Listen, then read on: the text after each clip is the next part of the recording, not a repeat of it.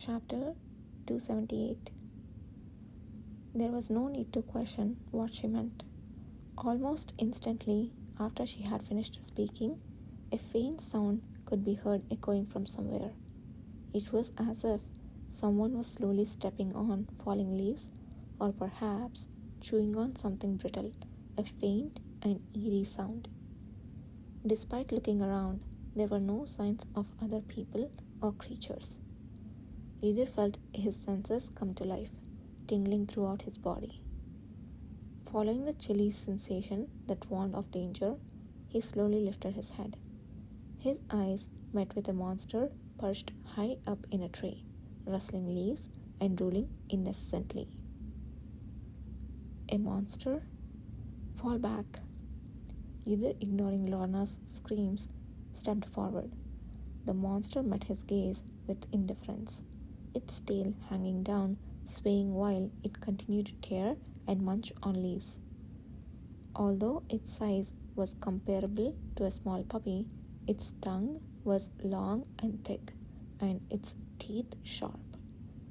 He almost laughed upon seeing the dark, smooth fur tinged with purple spots, and thorns embedded in its tail, which was much longer and thicker than his body. Is this why I had that dream yesterday? Though much smaller than when he had seen it in his previous life, he recognized it immediately. The monster was like a miniaturized version of Petiomet. Do you know anything about that monster? I don't. It's the first time I have seen this monster. The chances of a monster with the property of absorbing magic appearing were incredibly slim, and though it was too pessimistic to imagine, what would Lorna say if the possibility was now realized?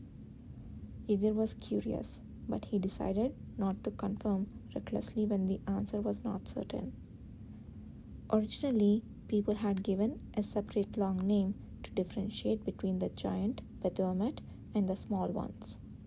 But if, as either suspected, Petiomet accidentally swallowed the amplification circle and became giant, there would be no need for such distinction if it was, in fact, the same as the smaller ones. Yidin decided to simply refer to the monster as Petiomet while inspecting the creature's surroundings.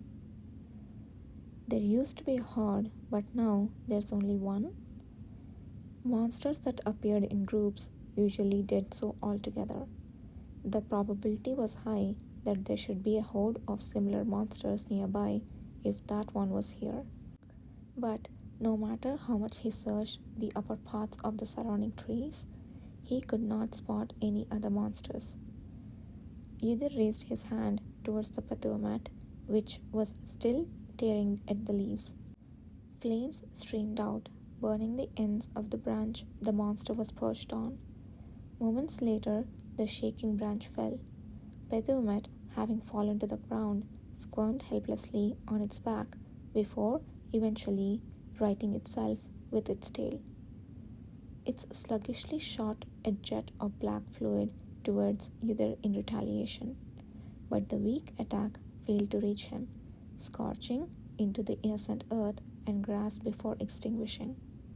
It was a mere matchstick flame compared to the terrifying power he had seen in his previous life. Could this small, pitiful creature really be the same monster he had seen in his past life? It seemed so frail that one punch might kill it, an anticlimax that left him feeling empty. Yidin watched the monster's movements as it scurried about, seeking refuge, its short limbs frailing. As it moved, the thorns at the end of its tail, which dragged along the ground, left marks on the soil. Ah, that trace. It seems to match the one that had been lingering here around the ruins since yesterday. I think it was left by that creature, not another monster. Lorna, who had been retreating, seemed relieved when she saw the monster, which appeared much weaker than she had expected, and approached it. Yether turned his head towards the magic circle where he had been moving the magic stones just moments ago. The faint traces left there and the ones left by Pethumet, which were now spinning around in place, looked strikingly similar to which she had said. I see. He had thought that the creature which left those traces would be large, given that most of the monsters that had appeared due to the anomaly were of considerable size. With this new piece of information, his previous assumptions began to churn in his head again. If my thoughts are correct, it can't be mere coincidence that these traces were left only in this area, full of power. Sir Ale, this creature keeps heading toward the magic circle. Perhaps we should kill it and then investigate further, Lorna called to him. While Ydir was lost in thought, the Pethumet that had been spinning in place suddenly picked up a direction and slowly began moving toward the magic circle. It greedily licked up any noticeable grass and fallen leaves along the way, but being so small, it did not seem to make a difference. Ydir was about to draw his sword from his hip to kill the Pethumet when he paused, looking down at it. Why do you hesitate? I'm curious why it keeps wandering near the magic circle and the magic spring. Do you mind if we observe it for a bit? What? Whether Lorna was surprised or not, Ydir had shifted his gaze to follow the Pethumet's movements. The creature had reached the edge of the recovering control circle and was sniffing around. Its snout lifted towards the sky. It stuck out its long tongue through its large mouth relative to its body, but the invisible wall created by the protection circle did not allow the monster's approach and bounced it back. Even after being repelled several times, the Pethumet did not stop sticking out its tongue and disappointedly nibbling on the grass nearby. It then slithered around the blocked off area, continuously slipping around until it found something and quickly stuck out its tongue. This time it had picked up a fragment of a dark blue stone. The moment the tiny shard, smaller than a fingernail, reflected the light and gleamed, Lorna's eyes widened and her lips parted. That looks like the fragment of a magic stone I was cleaning up earlier.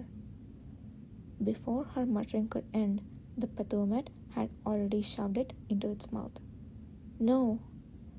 Unable to wait any longer, Lorna activated her magic tool. A sharp wind spell erupted from the short club-like tool she held in her hand, striking the monster's head. With a piercing scream, the Pethumet spewed black bodily fluid.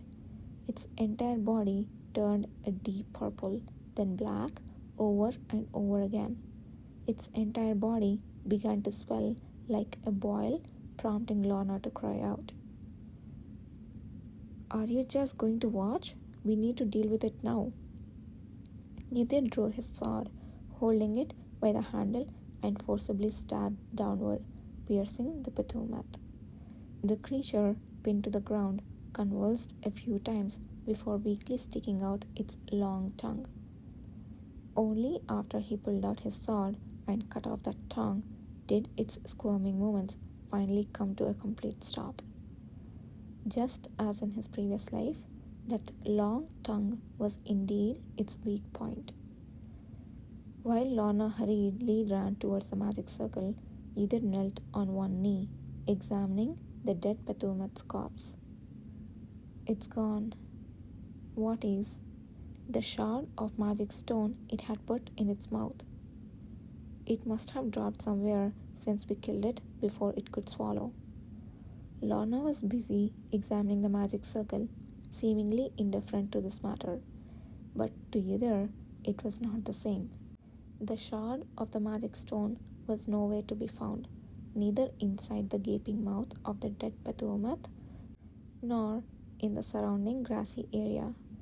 Then he noticed a faint blue light flickering amidst the piece of severed tongue soaked in black body fluid. Ah, here, He hurriedly picked it up, but the light flickered once more before going out completely, never to return. Damn it! An unspoken curse lingered in his mouth for a moment before disappearing. But I didn't see it wrong. I can't show this to Lana, but I have to tell her. This was definitive evidence that supported his speculation that Baphomet was a monster that absorbed magic power. However, seeing Lorna so engrossed in studying the magic circle, his original plan to show her the severed tongue and explain the theory suddenly changed. To what extent will she actually believe and consider what I say? They had been discussing the possibility of a magic power absorbing monster just before Baphomet appeared. Even if he said that such a monster seemed to have actually appeared now, he had a strong premonition that she might dismiss it as a misunderstanding or view it as an attempt to disrupt her research. To that mage, the most important thing is the continuation of her ongoing Magic Spring research. She wouldn't welcome any topic that could potentially interrupt it. Nevertheless, either had no doubt that he was mistaken. The light he saw had the same color as the part of the magic circle that flickered from Baphomet's severed tongue in his dream last night. He glanced at the tongue in his hand before hastily stuffing it into his pocket.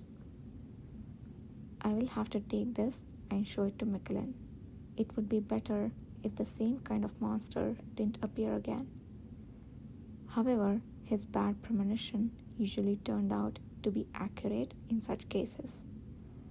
After stopping the restoration of the magic circle, going into the magic spring, verifying that it looked no different from yesterday, and coming out again, they encountered another Baphomet. It's the same monster as before. It was smaller than the Baphomet they had killed earlier. Yuther killed it again with his sword, protecting Lorna as they quickly returned to their base. They headed straight to Michelin and began reporting what had happened that day. Yuther, who had merely listened to Lorna's reports a step behind her the day before, did not do the same today. After her lengthy explanation about the magic circle and the magic spring, and her brief addition about the monster, he went out with her, but soon snuck back to Michelin on his own. Michelin, who had been busy checking his books, looked puzzled when he saw Yuther. Do you have something more to say? Yes, I have something personal to discuss regarding what happened today.